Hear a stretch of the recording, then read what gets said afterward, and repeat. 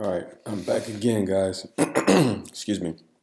I wanted to touch base with everybody, kind of run through all 28 pairs again, kind of see some stuff that we predicted actually happened here.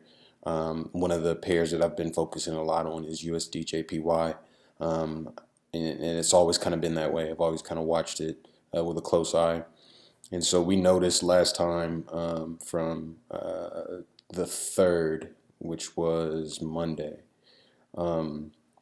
We were looking at this and looking for a breakdown at this particular level. If you don't remember or didn't see that, then go back and watch that previous video, the 12/3 2018 video, and you'll see that this was indeed correct. There was a breakdown. Let's look at the actual trade and kind of look at the ratios and everything. Okay, give me a second here. So in the 1 hour chart, we can kind of see what that trade looks like if we take a pivot entry. So again, I use these pivots, these traditional pivots. And go into this so you can kind of see how it's set up. I use the P, the pivot obviously is the P, and then the S1, support 1, resistance 1. And I do 5 pivots back, sometimes I do less. And this is on an intraday chart, so 60-minute chart, hourly chart. So I use a daily setup or daily time frame set in order to calculate this.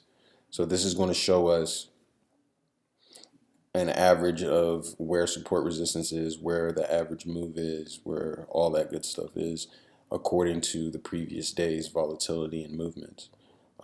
As you can see, we've had kind of pointed it out here. This is on the 28th. I kind of pointed that out, but that was on a daily chart that I was really looking at, a wick, and it was this one right here, actually.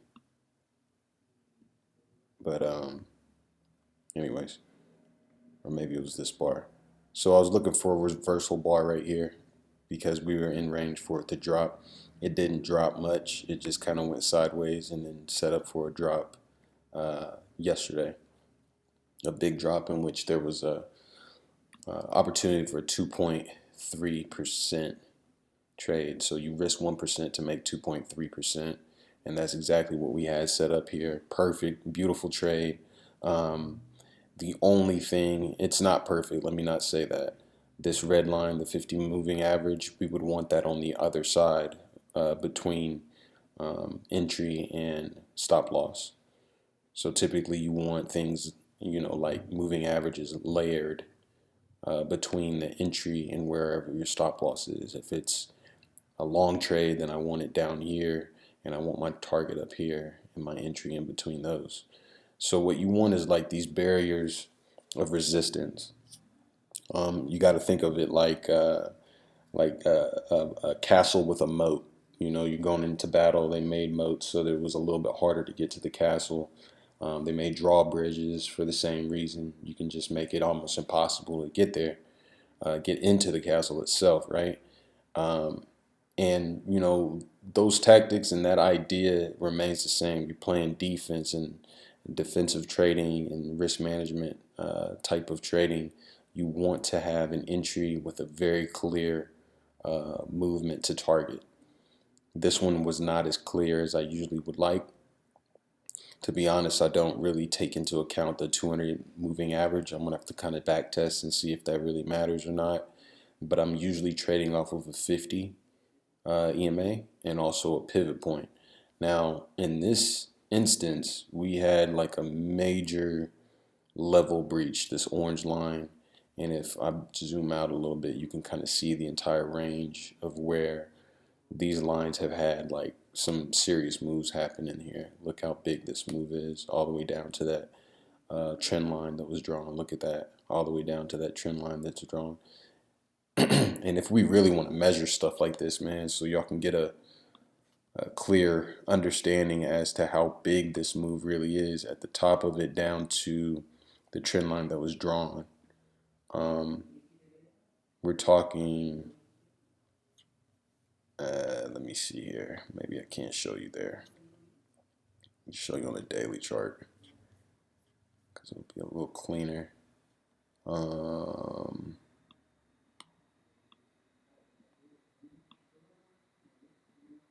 Okay, now I can flip back and show you here.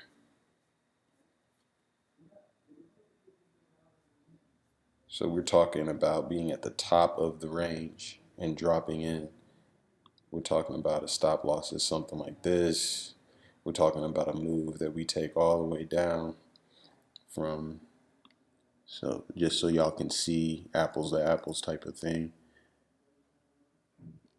We're talking from here to there.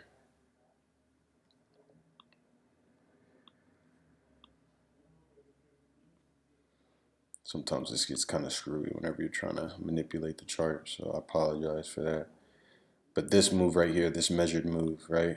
So if my stop loss is above these peaks, probably realistically more like this, I can really shape it up, but I don't want to spend too much time there. I just want to prove the point that this is a huge trade. So we're coming down to this white line, the trend line. You're talking about a 6% trade. That's one trade for 6%, man.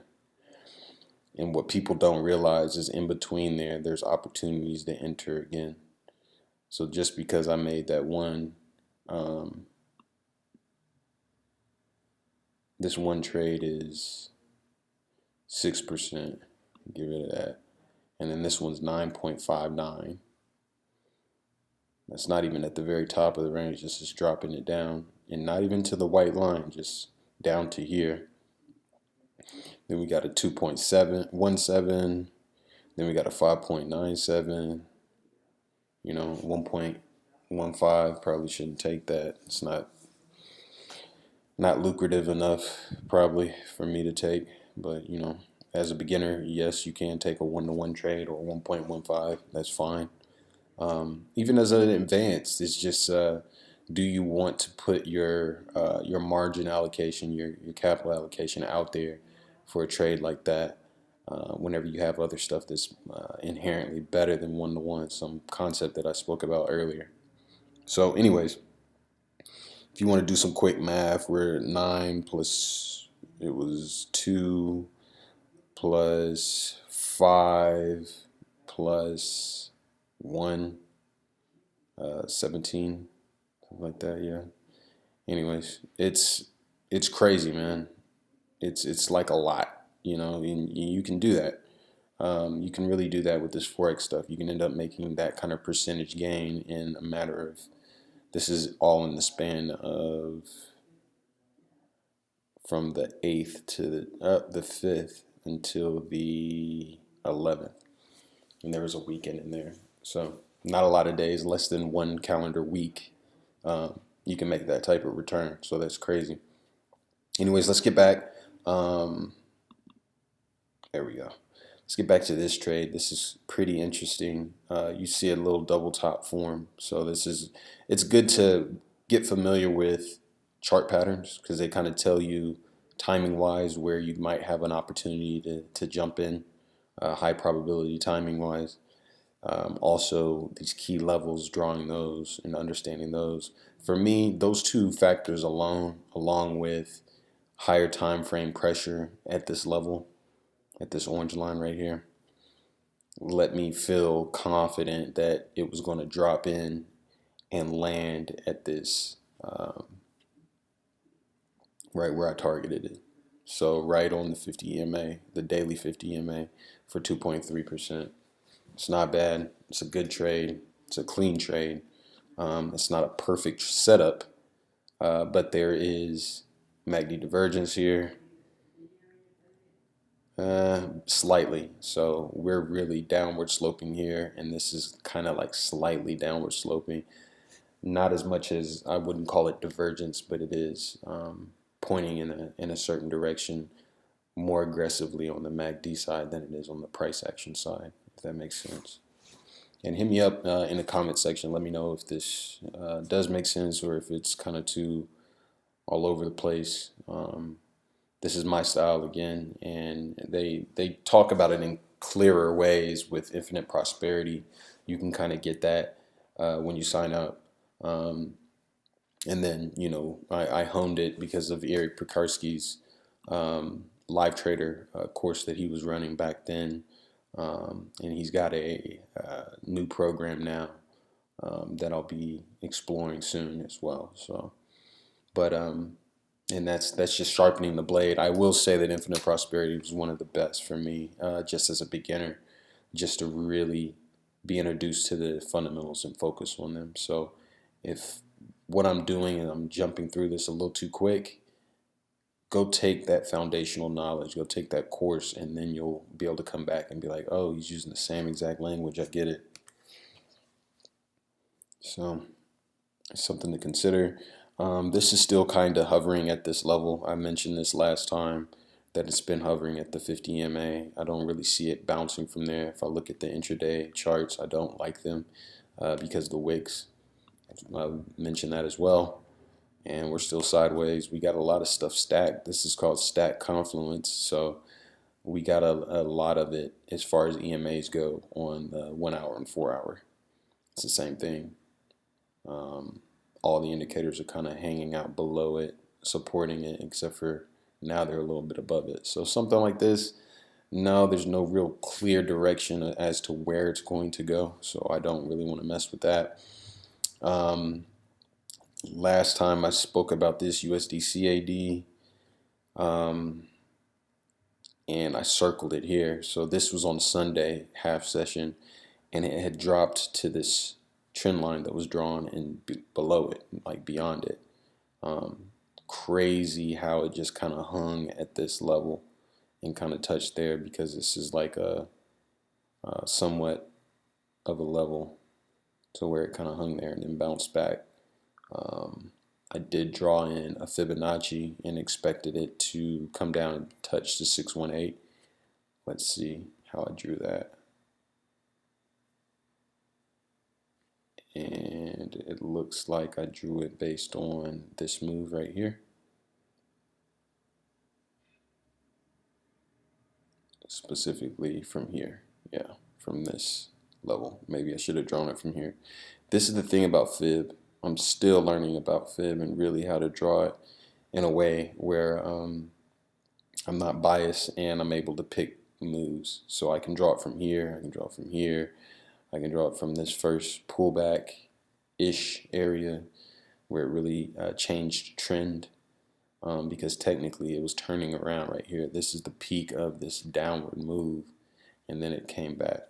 So just to kind of, let me see if I can do this real quick. Hold on. Just to make this, I'm hiding. How do I hide all indicators? Let's see here. There we go. Okay. So if I hide all the indicators, well, obviously not all of them. There's still this 50, this 20, or 200. So when you look at this section right here, let's draw from here to here. Those, what do you see? You see a shape. I see a shape at least, and it looks something like a V. And that V is like this. I don't know how to do this, guys, without without it switching back and forth between my indicators and no indicators and some indicators. So maybe I need to get better at the chart. But I'm not here to get better at the chart. I'm really here to get better at trading. So there's a V shape right here. So right here feels like a point where things kind of changed over. If I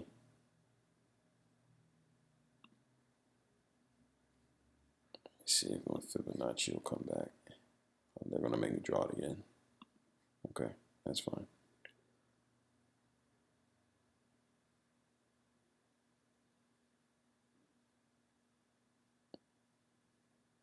So if I draw it like this,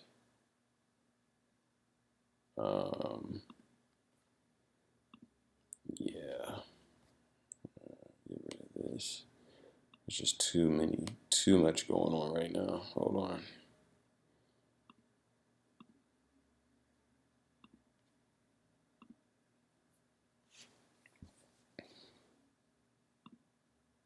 Let me start deleting stuff, guys.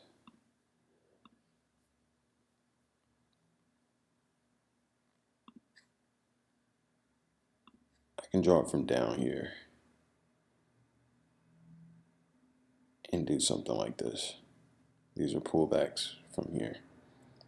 I typically don't draw it like that, though. I typically draw it from the point that I think it's at.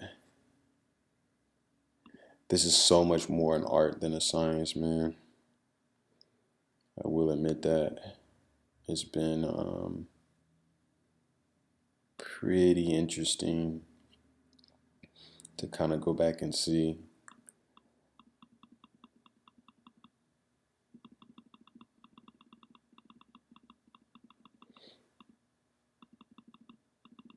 Let's see if I can undo all that and get to a point.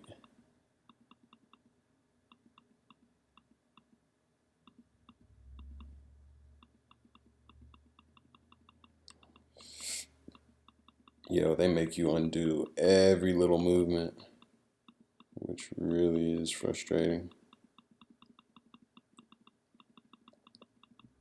Again, man, I wish there was a better way for me to do this, but this is the way I know how to do it, so bear with me.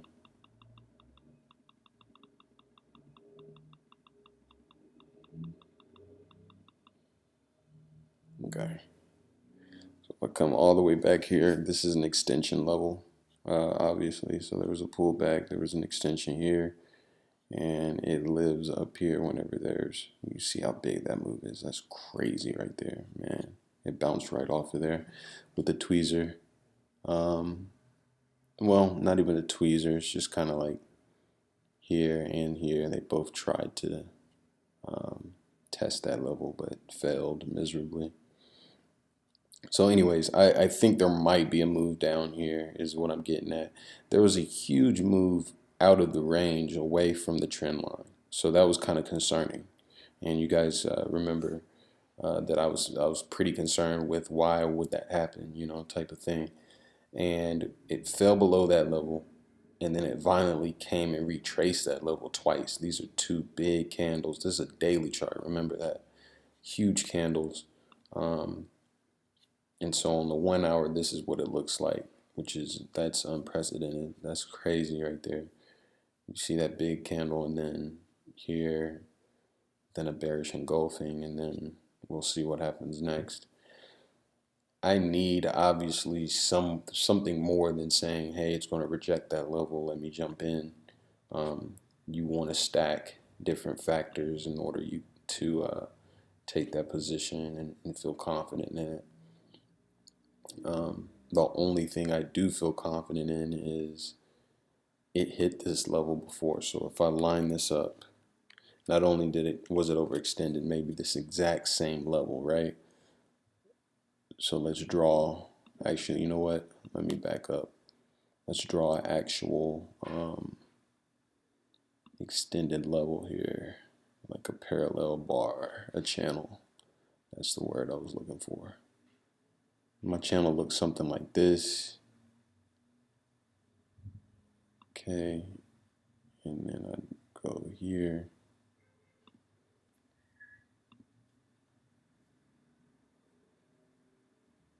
Then we have something. We might have something happen here. This is a weekly chart. So I go to the daily, kind of see how it reacts in these levels. See if we have some downward pressure. And again, man, if it just bounces off that level with one big move on the daily, like today closes out and then tomorrow just drops like crazy, I'm okay with that. That doesn't mean that I missed a trade. It means that I did not have an entry that was calculated. If I don't have an entry that's calculated, I'm not jumping in. And that's just, that is what that is. So, and notice we only got through USD CAD. There's 28 pairs. I can get in depth really easily and talk quite a bit about this stuff because it is super interesting when you break it down to these levels. Okay, so this is the infamous flag pattern breakout thing that happened. We saw this big breakout. I don't trade those, but I saw it. And then look at MACD. Look at MACD. That does not match. So we got some divergence here on MACD. Let's take a look at this. Notice this is slanted downwards. Notice this is way up here. So we're overextended, obviously. Maybe look for an entry to go down. I don't like the 50 EMA that's in the way. It's on the other side of the trade. It should be up here. Well, I would prefer it to be up above my entry. And maybe there's just not an entry there. There's a possibility.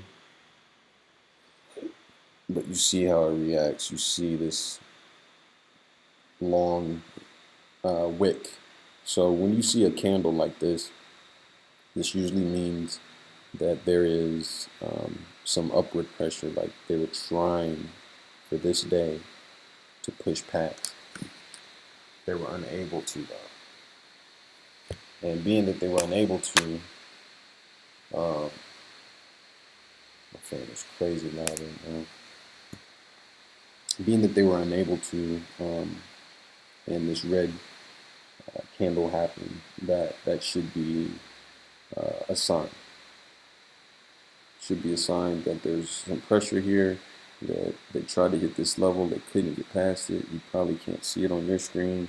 It's making orange, but this level matters, obviously, due to this daily candle. So we go back and we want to look at, man, is there an entry here? Is there an opportunity to get in here? There wasn't. And that's just how that is sometimes. Sometimes you can see it. Sometimes there's a good candle on a higher time frame, but there's just no entry. Okay. And again, there's different types of entries and reasons to enter and factors to stack. There's going to be, I have videos where I'll discuss that, but also, like I said a million times, Infinite Prosperity will give you like foundational knowledge, just so that you can then use it and level up. That's what this is all about. That's what trading is all about. Finding new starting points, new areas to level up a little bit further. So your daily NZD, JPY, some pretty strong rejection here. So, and when I say that, I mean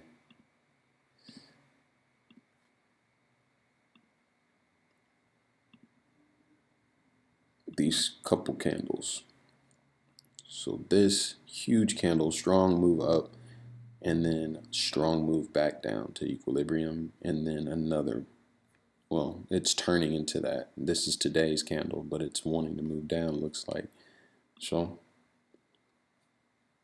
what I do is we kind of look at, so I like drawing, and then you see it on the smaller time frames to see like the group of candles that made up these two bars. Those two bars were made up by that group of candles, which is pretty interesting. And then you go to 1 hour, it's even more, obviously. So yeah, there's an entry here. This is what I mean by having the 50 on the right side of the trade. If I want to take this down, which I could, but it looks like I missed an entry if I wanted to take it. This is how you enter it. You go here, you go there, and we pick a profit target, probably be right where it is, right before this green, right before this major level. Let me back it up a little bit here, and it's there at 1.28. There's not enough meat on the bone for that trade, in my opinion. There's better stuff out there. There's stuff that can get us 2%, 3% or better, or set us up for like a big string of combination trades, kind of like what I showed you earlier, where it was like 17% worth of trades in the span of, I think it was like 6 calendar days, something like that. Anyways, there's an entry here, but is it worth it? Not necessarily. So right when you think, okay, there's an opportunity for me to jump in and make some money, you have to second guess it. You have to second guess and say, well, is it really worth it? Do I really want to risk 1% for 1.28%? Because that same 1% that you're going to risk for 1.28%, there might be a trade today or tomorrow in which you can more favorably have a shot at like 4%. So I think of it this way. If I have an opportunity to make 4% with a trade, right, then it's probably going to be pretty easy for me to make 1% off of that same trade. Okay. So if I have an opportunity to make 1.28% off of a trade, and that's all I really see available, making 1% is a lot harder in this setup compared to the previously mentioned one. Okay. And let me know if y'all follow that, or if not, or if I need to clarify. I'm happy to do that. On to the next. This is nice, but again, the 50 is needs to be closer to the blue line here, to the pivot. It needs to be like up here, and then I would have took this as a pivot down. So yeah, you can get super meticulous and very, very selective and all that good stuff. It's one of the hardest things to do when you're a new trader. You just want to take trades, and I've done it. People before me have done it, obviously, and everything in between. There's people who are super gun shy, and then there's people who are super selective, too selective to where they never take trades. This is a pretty good trade. Mechanically, I just don't know long term if it would have made sense. So if I go, this is a blue line right where an orange line exists, right below it a 50 EMA, right below that a fib level. So this green dotted line is a 50% fib level. See this, 50. And that fib is drawn on a higher time frame. So that fib is based on this big move down and a pullback and then down. So we've already did this leg of this, and now we're trying to come back to equilibrium, is how I feel about this. And maybe I'm wrong because there was a lot of grouping right here. So maybe there might be some grouping in this area right at this orange low line. But maybe I look at this as like a short term. And if I would have been paying attention to this yesterday, maybe I could have got into this one. I would have had to been looking though, and that's another piece, but it's nothing worth beating yourself up about.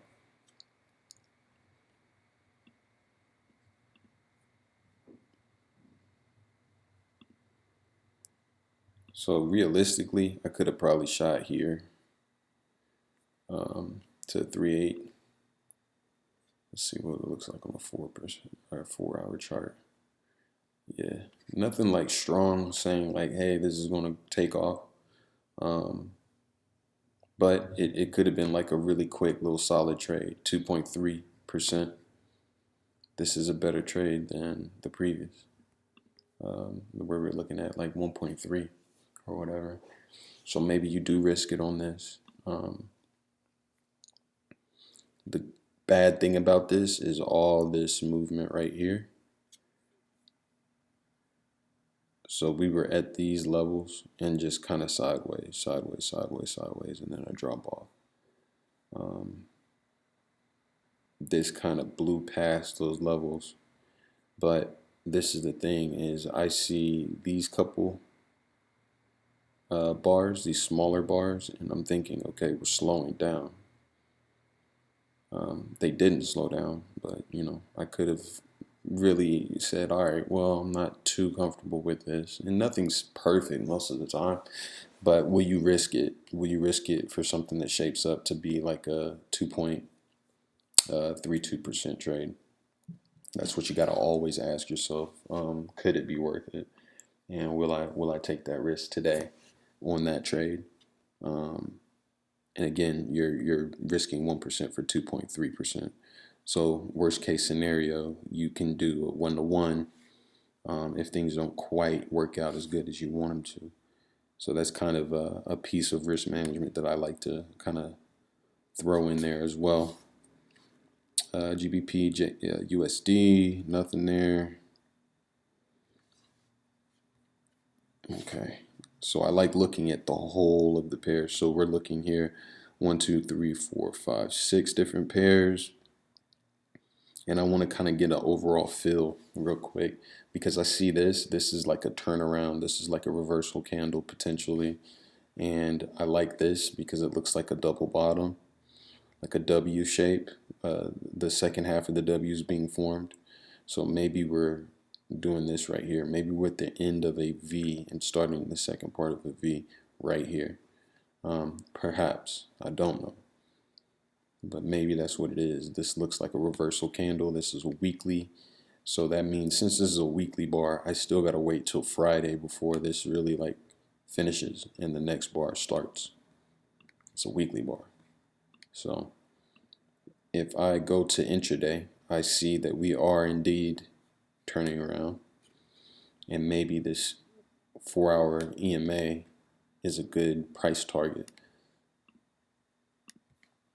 So I know this might sound confusing right now, but I just want to kind of show exactly how I look at things because it's going to be beneficial once you get your foundational knowledge where you need it.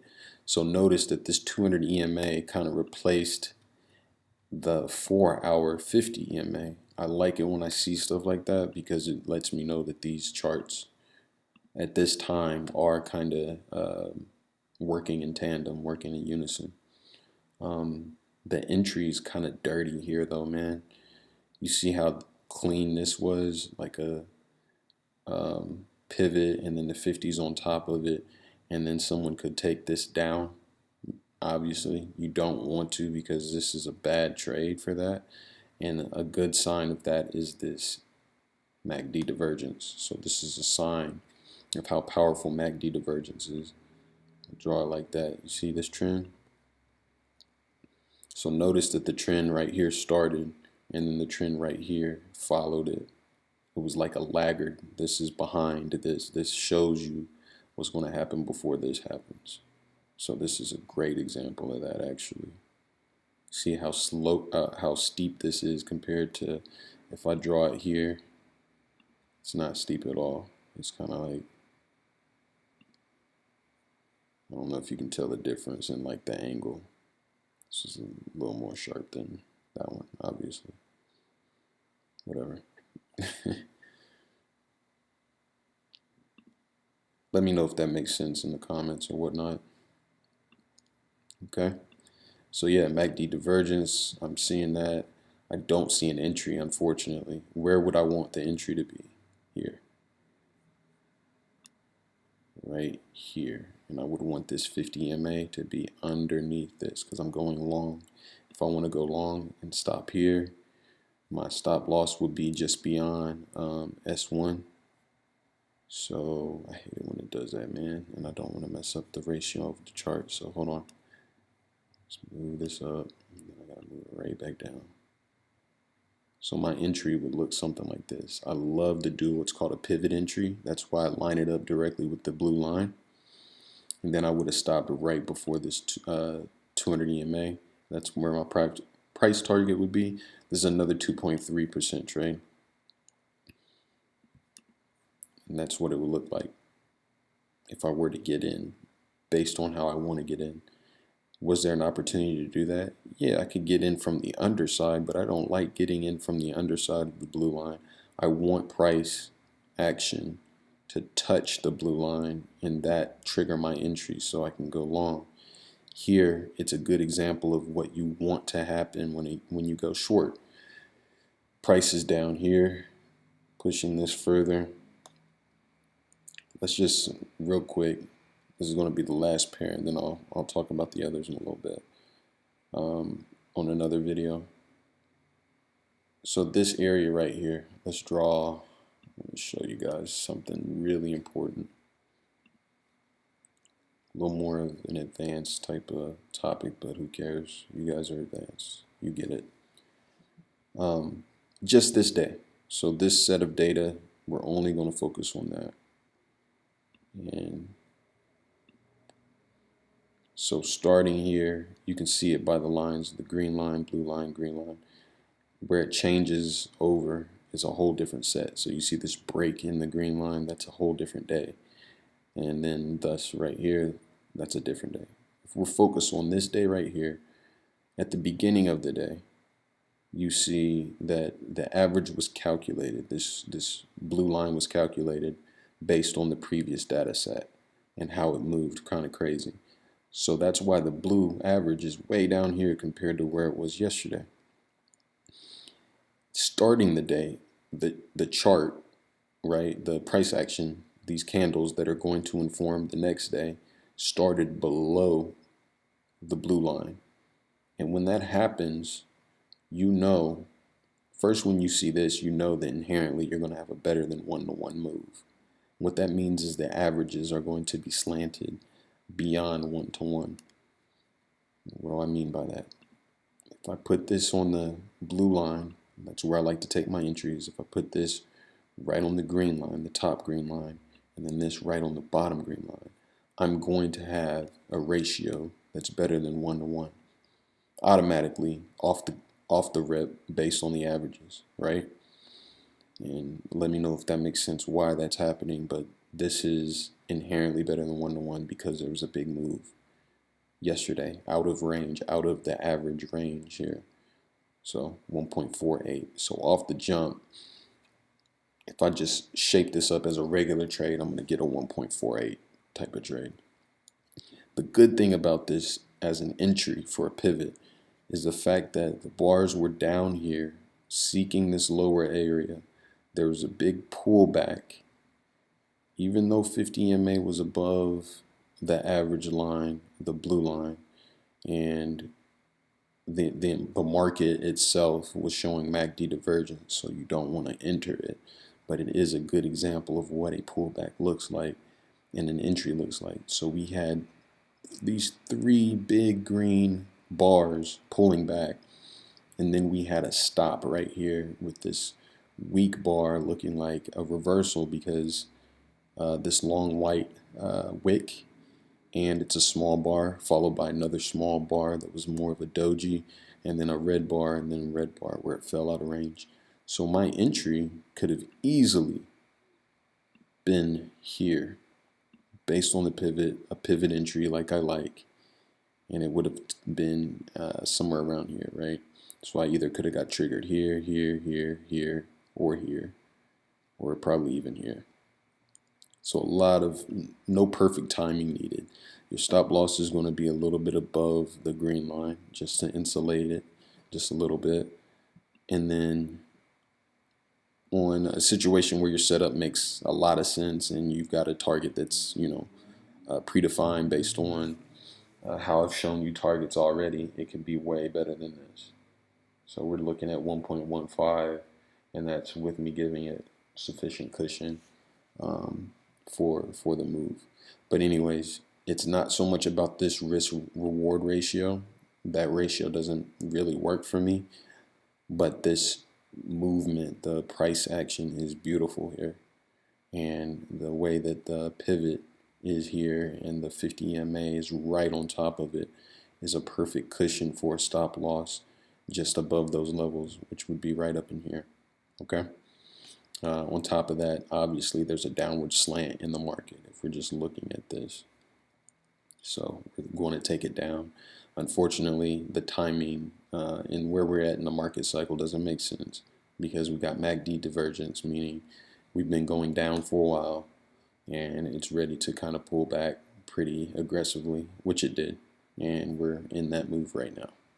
But anyways, guys, I talked for a while today on this one, but some really key nuggets that I wanted to drop there, and I'll do my best to get into the description and kind of timestamp this stuff and clean it up. But bear with me, guys, and appreciate you listening. Peace.